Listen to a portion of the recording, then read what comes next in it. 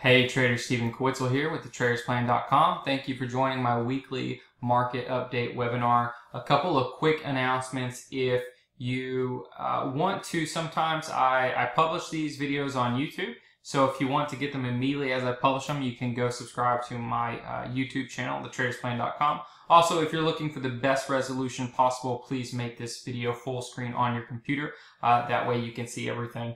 Let me refresh this real quick because the market is a little ugly. I'm going to start with the Nasdaq because it has been the strongest market this year. It's the only index that did hit an all-time high right now, but we got two gap downs, which is not good. Two gap downs on this pullback. So, you know, a lot of the leading stocks are still acting okay. Which that's something I pay attention to and something we're going to look at. But you want to pay attention. I do believe we're re-entering a trading range, not necessarily an uptrend. So with how you want to play is you want to play these market reversals, right? You can see right here the market reversed right at the long-term moving average, went for an uptrend, scared everybody, reverse. Went for an uptrend, and now we are on this pullback. So I could probably draw a trend line at here, which the market is pretty close to it. Also, last time the Nasdaq found support at the 50-day moving average, and we'll see if it reverses right here. But, you know, when you are playing this kind of market that's, you know, not straight down, a little bit more challenging, trading ranges can be the most challenging market. It's really easy for me to sit out these because I typically get stopped out somewhere around here. But when you get chopped around, you just really want to be careful. Trade less. Know what kind of environment you're in. That way you have solid risk management rules and you're looking for the reversals. Now, not all reversals work. You can see right here that when this waterfall happened in February, you had a market reversal, but it came down and it found resistance at that declining 20-day EMA, which happens a lot of times when you do have a waterfall type correction.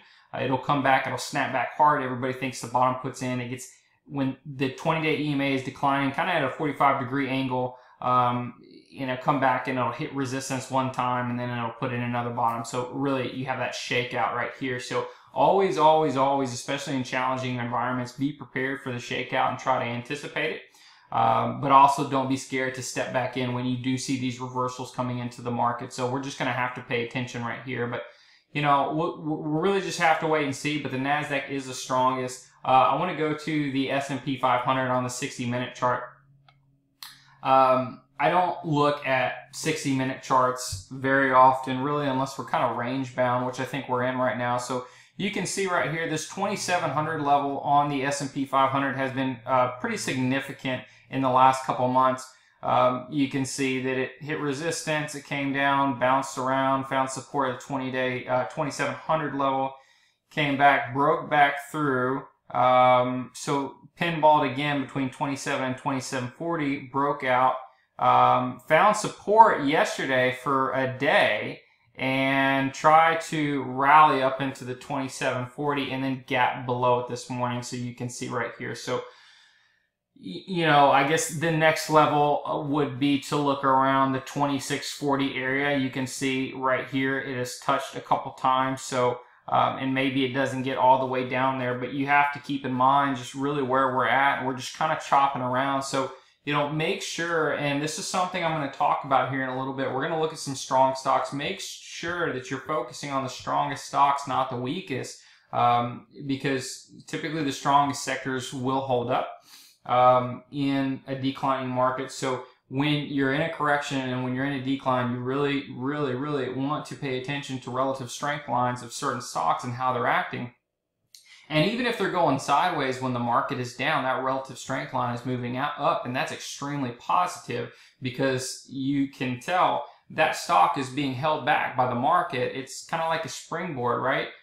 Just waiting for the right time, and as soon as the market does get stronger, then it catapults higher. So we're going to look at some individual stocks, but right now, you know, we're back in this range, and it's possible that we bounce up to the 2,700 level and then reject and then come down to this 2740 or 2640. I'm not going to make an educated guess on where I think the market's going to go because right now there clearly is no direction. Because you can see when the market did find support, came and broke out, and came back and tested this zone for a day and bounced off, and then just clearly isn't supported to 2740. So just, again, know what market you're in. We're range bound, and that's okay. You just want to make sure that you're not over trading, or when you are stepping up, you're stepping up in the strongest stocks when the market is at key reversal areas. So just keep that in mind, especially when you're entering a challenging environment. Where is that? Okay. So I just like to put things into perspective, and I keep coming back to the S&P 500 weekly chart. This is since the bottom in 2009. Everybody remembers 666. Lord knows I do. So we've really been in a major bull market for a long time. We've had multiple corrections along the way, and now we're in another correction. I know it feels bad when you're in it on the daily chart, but if you step back and look at the grand scheme of things, we're still okay. We haven't came anywhere close to the bear market territory. The S&P clearly found support at the long-term 40-week moving average back in February. So we are just kind of chopping around now, which sometimes can happen. So again, sometimes it's just best to trade less, keep your powder dry, or take half positions when the market can't get any headway. But one thing I do want to point out, I want to blow this up down here. This is the S&P 500 weekly chart. On the weekly chart, on the distribution, there is a lot of down days. A lot more distribution on the weekly chart than there is on the daily chart. So always something to keep in mind, to step back. And I like to look at weekly charts all the time on individual stocks, and what I always look at is the volume. My eye test starts here. I don't even look at what stock I'm looking at. I'm just combing through scans. My eye starts here. If I see it's something that could be setting up, my eye immediately trains to go down here. If I see there's just as much accumulation or more accumulation than distribution, then I typically follow to the left side to look at the stock, to look at the fundamentals and things like that. So seeing distribution, not great. But again, it doesn't mean the sky is falling, doesn't mean Chicken Little type stuff. It really just means that we could be entering the trading range. So I try not to be too bearish until it's time to be bearish, because we have to keep in mind the market has an upward bias, right? So I think it's important, no matter what's going on in the news, tariffs, the market climbs a wall of worry. I remember right here, this was Brexit, and me included, thought this was going to crack wide open, and it gapped down for 2 days and then reversed, and we entered in a major bull market. So, just it doesn't matter why necessarily the market's going up or the market's going down, because if you focus on the why, you're going to miss moves. You're going to either be sitting on the sidelines when you should be invested, or you're going to be invested when you should be sitting on the sidelines. So focus on the price action first, always.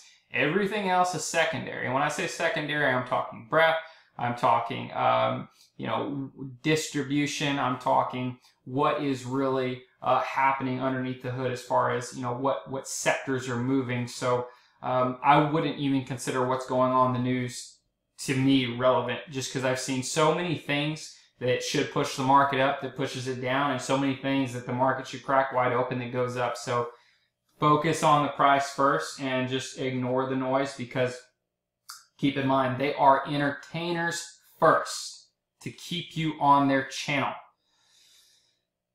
With that being said, the VIX is back above 20. I don't like that. I don't think anybody does. So there's some put options being bought out there. It's the fear gauge. You have the S&P 500. If you just look at a line chart, get rid of the candles. That is looking a little toppy. So again, it just means there's a lot of fear. I think it just means it's really time to be cautious with a big yellow light on new positions, or maybe even take half positions in the market until it's crystal clear that there is broad participation on the upside. I do look at market breadth as my #1 secondary indicator. Look at the S&P 500 breadth, because it is the strongest. Okay, so this is the percentage of stocks above the 200-day moving average, and above 60 is still bullish. Now, clearly it's trendless to me, because it's just going sideways, hem-hawing around. You want that to curl up, but it still means the big move is up if you have broad participation. But if you look at the percentage of stocks below the 50-day moving average and below the 20-day moving average, it really tells a different story. So what this is telling me is the big picture.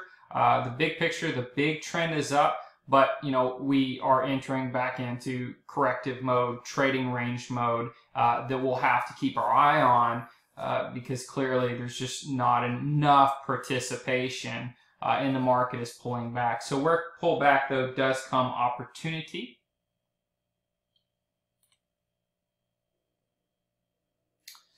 So the dollar is kind of surprising, and this is the CRB right here in the dollar, US dollar, and it's very clear. They have an inverse relationship. Dollar goes up, CRB goes down, and vice versa.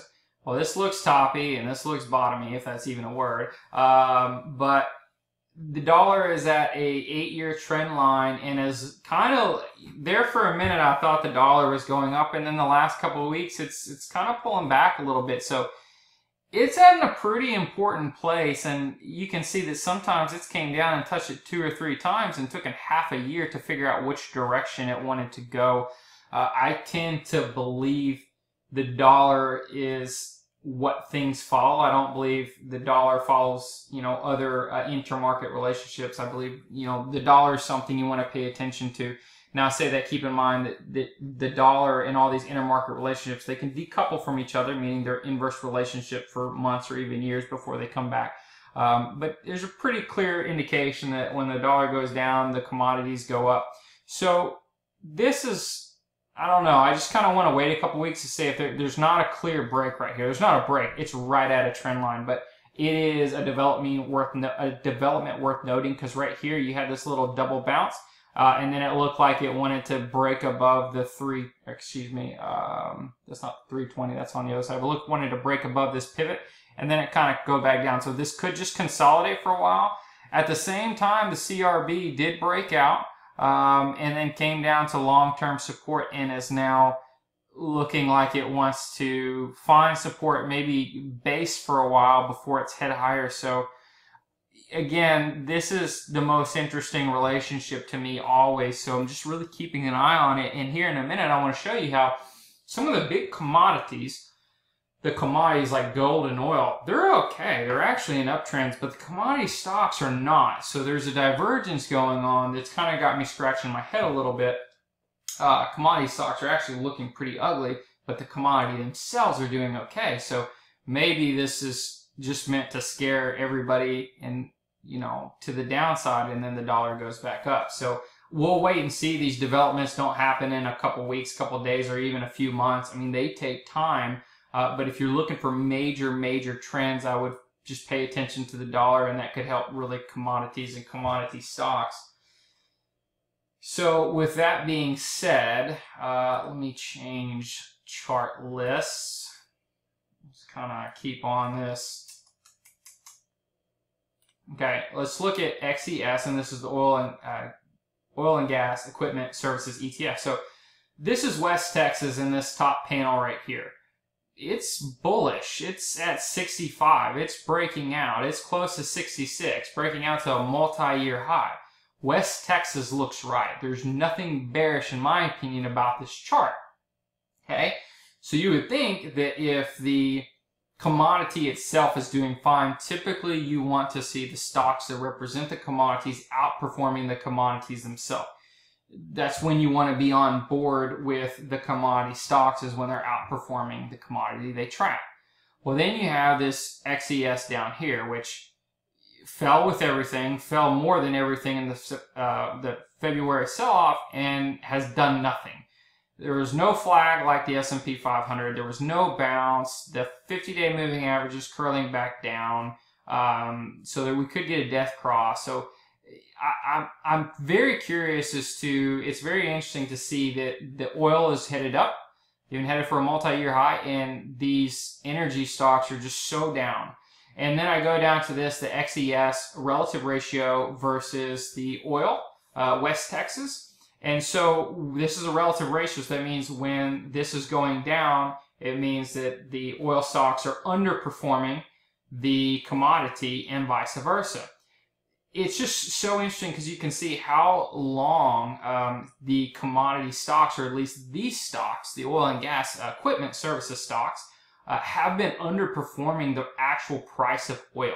You can see that not only is it below this downtrend, but it's below this horizontal as well. So I'm really staying away from them right now. And that doesn't mean I won't play one for a quick swing trade, but as far as, you know, everything was looking good right here. You buy a pullback, you have the golden cross, everything's looking good, and then it just kind of rolls back. So it's really got me scratching my head on why these oil stocks are underperforming oil so much. Now, I say that to say this. Let's go get a little bit more interesting and look at gold miners. So you have GLD in this top panel. And GLD has been up, 17% all the way over here from the end of 2016, okay? So that's an uptrend, right? It's not a wonderful uptrend, but I mean, it's up 17%. That's an uptrend. This is a bull flag of GLD. Everything looks fine. It even broke out right here and then came back and just flagged out. Now this could break down, but then you have miners, GDX, that has gone nowhere. There is no uptrend. It's not up. It's just in this 25 to 21 box. So it is clearly underperforming the metal.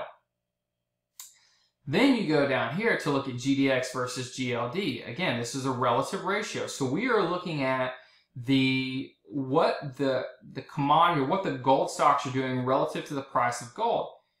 This too, just like oil, the stocks have been underperforming the actual commodity itself for a long time now, and is in a downtrend and is not really viable to me. Because you want to own gold miners when they broke out of a relative chart to gold and GLD, right? That's when you want to get long, because it's kind of more signals of bullish trend. That's not happening right here. So it's just, again, it has me scratching my head to, maybe that means the dollar will eventually go up, and there's just not a lot of institutions stepping in to buy these miners and to buy the oil and gas equipment, even when the commodity themselves are headed up, because a lot of institutions probably think the dollar is going up, which would put downward pressure on commodity and commodity stocks. So this is a relationship that can take some time to figure itself out. This is UUP that tracks the dollar, by the way. One of obviously two things are going to happen. One, the dollar is going to go up, which is going to put even more downward pressure on the companies as well. Or two, eventually the companies are going to have to play major catch up with the commodity they track. Now, there is no rule out there that says the commodity stocks have to immediately just always follow, but there's almost a 100% correlation over time that they will. So to me, it's telling me to be cautious on commodity related stocks because they continue to underperform. And I have beat the commodities drum for 2 years. I still do believe we are entering the inflationary period of the business cycle, but again, I need confirmation of these stocks, and I'm just not getting it, which is telling me to focus on the technologies, the financials, which seem to be the strongest sectors out there.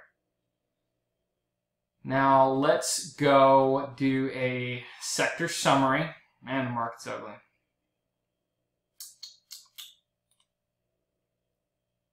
Okay, so today, utilities, consumer staples, energy still way down, financials are down, and then you have technology, which has also been leading, it's down as well.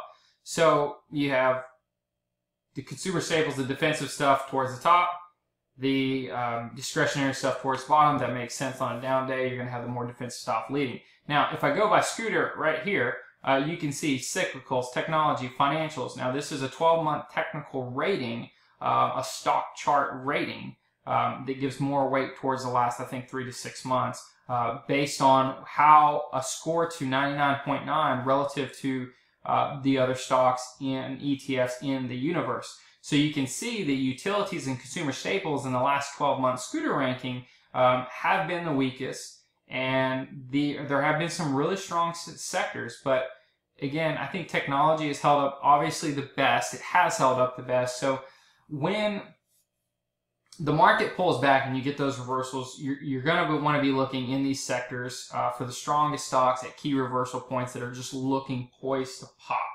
So we're going to look at that here in a minute. But one thing real quick I did wanted to show you. This is a chart from Martin Pring. He is a phenomenal blogger, expert technician at stockcharts.com that I follow. I like following him because he really focuses on extremely long trends, and I'm a nerd, so I like to look at charts that go back to the 1900s. Now, this is a chart he put up of the silver, and this is important to know just to show you how long commodities or anything commodity related can be out of favor. So if you consider a buy and hold in commodities, you can, if you don't get it right, I mean, you can have dead weight in your portfolio. So it's funny because he was relating it to Bitcoin, and he was just trying to really prove a point. How long, if you bought in the top and you're trying to wait till it breaks even, how long you could be waiting. So he showed a chart of silver. This is 70 or 74 silver, and this is the top in 81.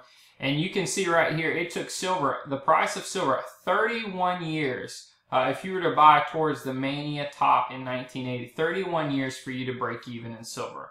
Okay, so he's showing you this, and a couple months ago, I actually showed this chart as well as the tech bubble and compared it to the price of Bitcoin, just to show you how long it can take if you're buying in the mania, how long it can take for you to break even. So if you ever buy something on a euphoric rise, all I'm telling you is to make sure you have an exit strategy if it goes south, because you don't want dead weight in a portfolio that you're hanging on, hoping and praying. It's probably just best to take your stop, take your loss, and move on.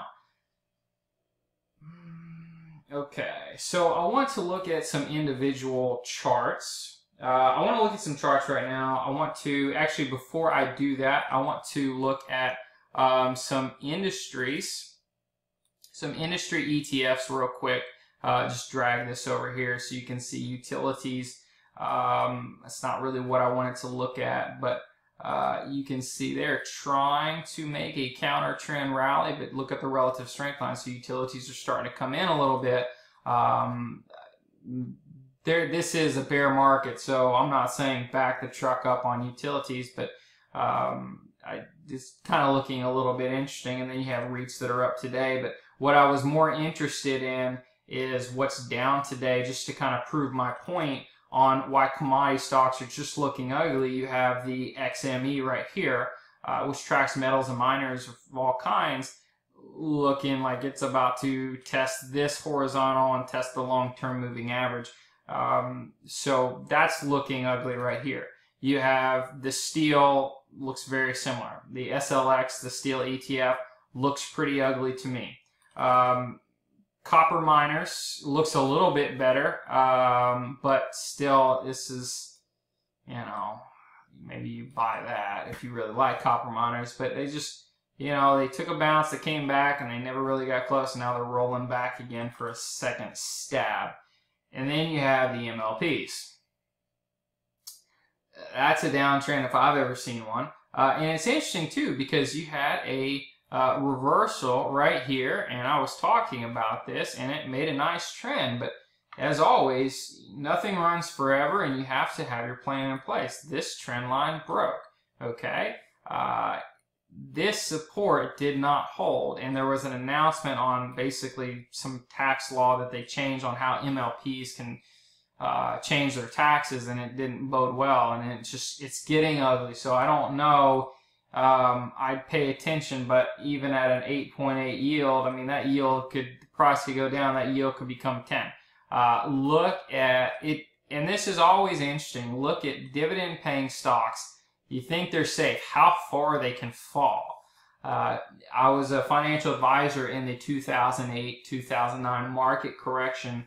even moderate portfolios that, you know, had bonds in them were still down over 20%. They were still in a bear market. So the market is so much more correlated that I think a lot of people say, you know, a lot of these portfolio builders, you know, you try to have things that are not correlated, but in my opinion, they're a lot more correlated than they used to. And I've seen a lot of interesting webinars and case studies that prove the fact that the markets over the last 100 years, I'm talking decades, have become a lot more correlated than they used to. So a diversified portfolio back in 1960 might do a lot better in a correction than a diversified portfolio today. So basically you're diversified until the market corrects and then everything's going down. So my point is that dividend payers that seem cheap can still go down just as much as, you know, high growth stocks. Didn't mean to scare you there. Okay. So I want to look at some individual stocks, and I want to look at some case studies. I want to talk about some things that I should have done differently, some things I screwed up on, some things that, some setups that are looking interesting. Let's just look at some individual stocks. I am not perfect. Lord knows this. My wife will tell you this. But, you know, I like to put myself out there all the time because I want you to learn from my mistakes. I have been making mistakes for many years, but I do make more. I do still do pretty well. The important thing when you make a mistake on a trade is you want to make sure that you don't make the same mistake twice. Always make sure you don't make the same mistake twice, and that's how you learn, and that's how you really get really good. And having a trading plan, a written set of rules, that will help you along the way. Nice little plug there. Let me move this above, and then we can kind of... Okay, so this is CASA Systems, and this is just a high, powerful growth stock that I've been really paying attention to. One that I don't know if I would say I misplayed, but one that I let slip out of my fingers, okay? So you have CASA right here. I'm going to pull up the fundamentals on another. So everything looked right to me. I like to focus on the IPO list, and then if I see a new IPO, the new inventory that comes in the market, I'm going to wait for that first IPO consolidation because there's just so much volatility. If the fundamentals are there, then I'm going to try to find an entry. So this IPO, CASA Systems, sells software infrastructure products to cable firms, came out, IPO'd, popped from 13 to 22. That's a lot of power right there. Now, this stock right here, then it consolidated, right? But actually, what I want to do is I want to do this. There's this horizontal breakout right here. And this is the perfect example of, you know, be wary of the horizontal breakout because it'll shake you out, right? Think like a maker, not a taker. So it broke out. Now, I didn't buy this. And then it just came down and really rattled the market, undercut this low. So not only did it shake people out here, it shook people out here, right? Just undercut the lows. Now, what was interesting is it came back and when and it tried to break out again. You can see 21.36 try to move around 21.29. Now here is where I want you to pay attention to.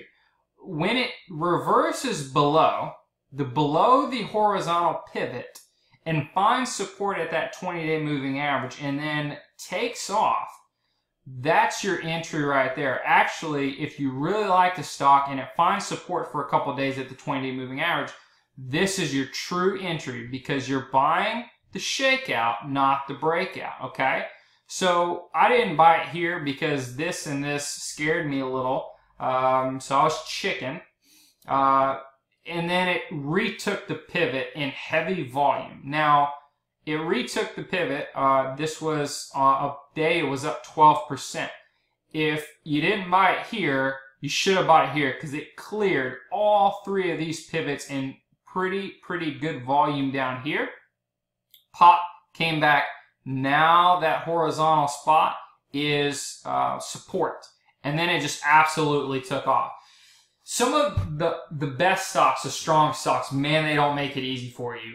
It is no hold, and especially for somebody like me, why I decided to pass on this even though I wanted it is because I don't like to typically risk more than 5 to 7% on a single trade. And when I saw this happening, it was a 12% candle, and I didn't want to have to put my stop under this candle that long to watch it work. So I passed on it, and obviously what I should have done when I really saw this price action is see if it came back down to this candle, and I could have bought as it got closer to here, because then my stop is only here. But due to the long candle, I just pass on it because I don't like to risk that much. But, you know, again, you want to buy it as it shakes people out right as it comes down here. And if not, when you have a failed breakout and then it comes back and retakes that pivot in massive volume, that's a buy right there. So it wasn't for me. One could say I made a mistake. One could say I would have passed on it. But either way, it is a good case study just to learn and see how some of these stocks move and how they don't make it easy for you. So when if you have a strong, powerful growth stock and it just has a big accumulation day, kind of what I call the no news pop, right? It just pops big on above average volume. That's your entry, and then you can just put a 1% stop under this candle. Now, I show you that, show you this. When the market is correcting, you really want to buy stocks that are outperforming the market, meaning they're down less than the S&P 500. So it's really simple. You can come down here to stock charts. Under the indicators, you go to price, CASA, colon, SPX. And that plots it right here for you. So I can see the price action, and I can see how much this is outperforming the market. So this is a strong stock. Now, to get extra double confirmation, when you get a breakout, something you can also do is seeing if it's breaking out of the relative chart as well. Okay? So again, you want strong stocks that are outperforming the market even when the market's pulling back. We're going to look at like 6 or 7 here, because these are just really good lessons. Okay, so this was one that I made a mistake on. This is a swing trade that I decided not to take. LGND Pharmaceuticals. So I saw it pulling back here. So you had a really, really nice uptrend from 126 to 170. Pulled back, found support, created a double bottom. Where you wanted to buy this stock is as it was crossing the middle of this pivot. Look at all this accumulation. Man, those are buyers stepping in. Now the distribution.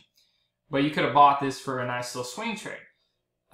Where I made the mistake is the market was coming under pressure, but this thing was breaking out. So I looked at it and I said, man, the market's coming down. There's distribution. I'm just going to pause.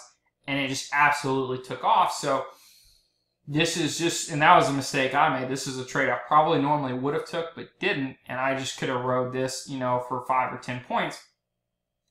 But my point is, when even some of the strongest stocks, they will just completely buck the trend.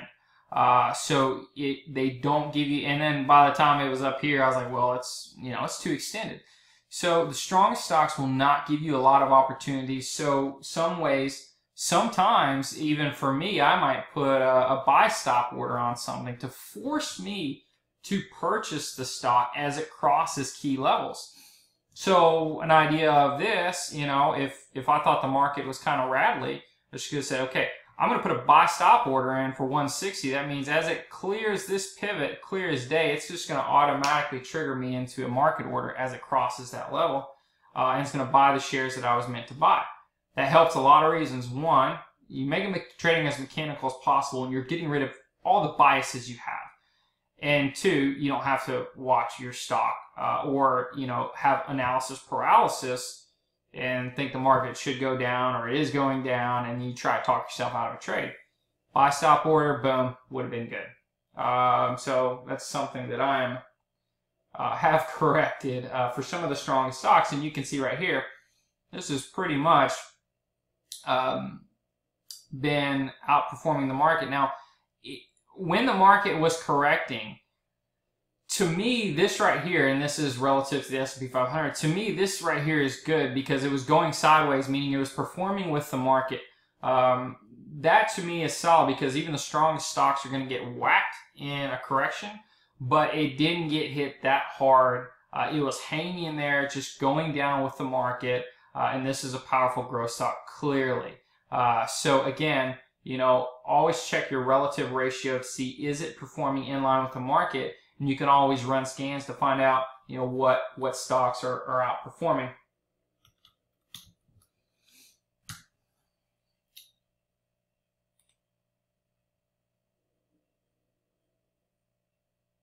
Okay. Okay, so this is DESP. I'm going to pull the fundamentals up on another. Okay. So this is an Argentina stock, leisure, based on online travel services to 4 million Latin America customers. This is kind of an ugly candle, but again, so you have this IPO base that's really, really ugly, and then it comes back and it clears this pivot right here, okay?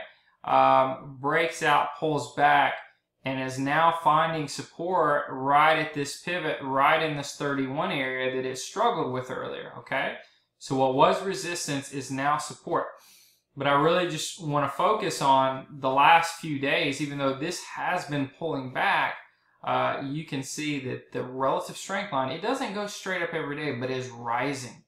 So for the most part, even if we start in February, from February to March 22nd, the relative strength line is in an uptrend versus the market when we've had some pretty choppy action. That's something that you consider putting on your watch list. Now, disclosure, don't go out and buy this stuff. I mean, this is just for research purposes only. Do your own homework, make your own choices.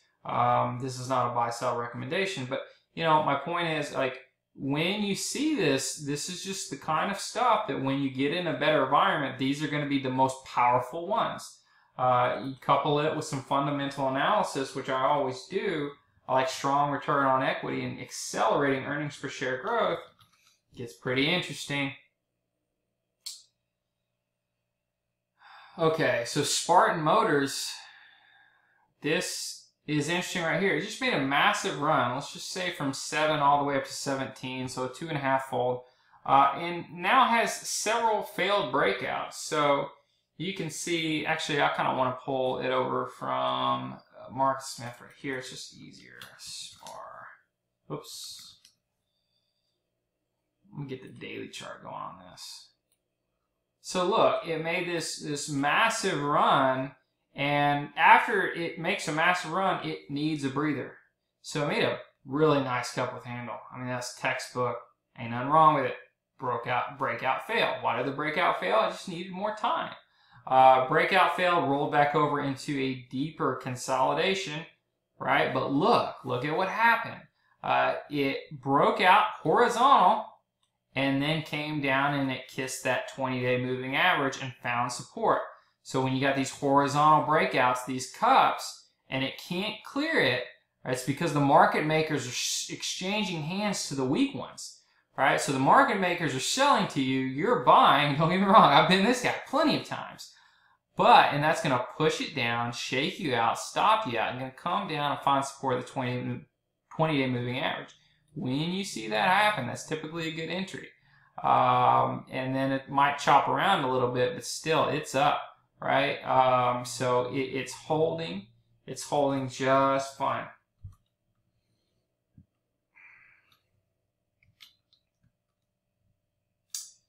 Now I want to talk about some things I did right, because I talk about some things I did wrong. Let me talk about some things I did pass on that worked out well, because sometimes you pass on things, works out great. Sometimes you don't pass on things, you end up kicking yourself, and it's always harder for me to watch a stock move without me than take a loss.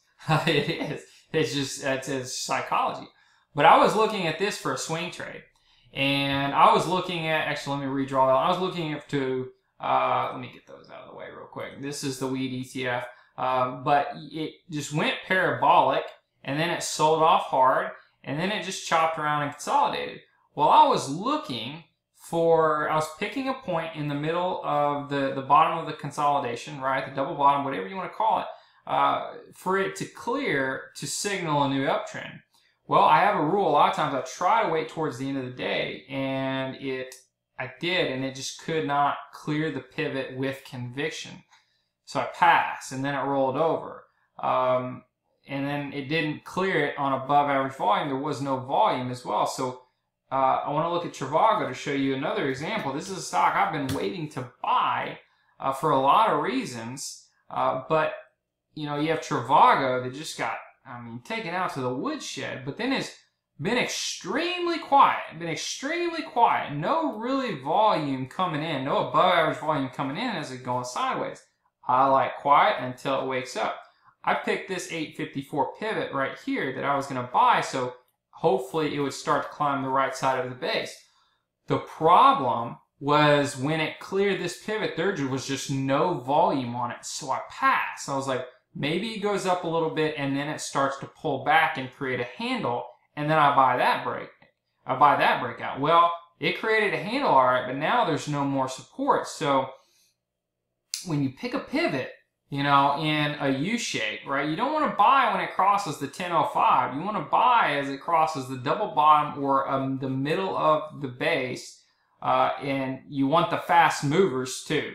I'm not talking about, you know, Xerox or IBM or any of those old Star Wars. I'm talking fast movers that can clear these pivots and clear them quickly for them to blast out of this. So that way you're in down here, and you're selling up here just like a maker would be selling. So just some case studies. I know we talked about a lot of charts, but I just, you know, I want you to feel free to email me at steven@thetradersplan.com if you have any questions whatsoever. I love helping people make money in the market. I love teaching. It's just, you know, it just makes me feel good. So I wish everybody a happy weekend, happy Sweet 16. I hope your bracket's better than mine. I had two that are shot. But everyone have a good day.